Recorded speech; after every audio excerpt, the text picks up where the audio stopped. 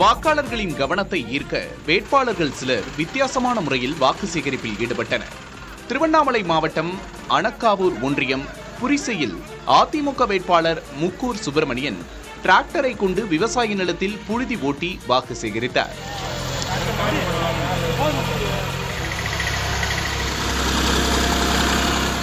தருமபுரி சட்டமன்ற தொகுதி தேமுதிக வேட்பாளர் இளங்கோவன் மாதேமங்கலம் கிராமத்தில் பலகார கடையில் வடை சுட்டு வாக்கு சேகரிப்பில் ஈடுபட்டார்.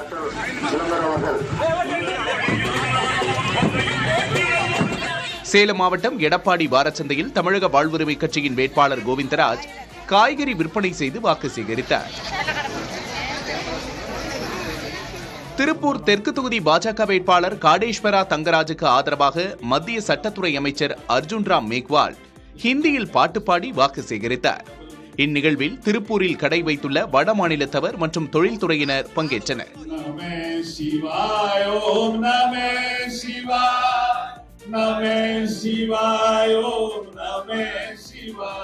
கோவை தொண்டாமுத்தூர் தொகுதி அதிமுக வேட்பாளர் SP வேலுமணி சாடிவயல் அருகே சீங்கப்பதி மலைவாழ் குடியிருப்பில் வாக்கு சேகரிக்க சென்றபோது பழங்குடி மக்களோடு இணைந்து நடனமாடினார்.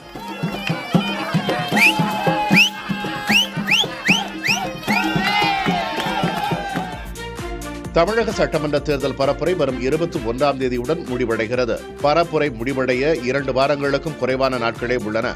மயிலாப்பூர் தொகுதிக்கு உட்பட்ட ராயப்பேட்டையில் தமிழிசை சவுந்தரராஜன் தீவிர பரப்புரையில் ஈடுபட்டார். அவருக்கு ஆதரவாக முன்னாள் முதல்வர் ராஜாஜியின் பேரன் கேசவன் பரப்புரை செய்தார். குன்னம் தொகுதியில் பரப்புரை மேற்கொண்ட IJK வேட்பாளர் சரண்யாவுக்கு நரிக்குறவர் இன மக்கள் திரைப்பட பாடலை பாடி வரவேற்பு அளித்தனர். சிவகங்கை திமுக கூட்டணி வேட்பாளர் கருணாசுக்கு பெண்கள் கும்மி பாடல்கள் பாடியும், குறிஞ்சி நகரில் கிங்காங் கொரில்லா வேடமிட்டும் உற்சாக வரவேற்பு அளித்தனர். திண்டுக்கல் திமுக வேட்பாளர் IP செந்தில்குமாருக்கு ஆதரவாக திராவிடர் கழக தலைவர் ஆசிரியர் K வீரமணி பரப்புரை மேற்கொண்டார்.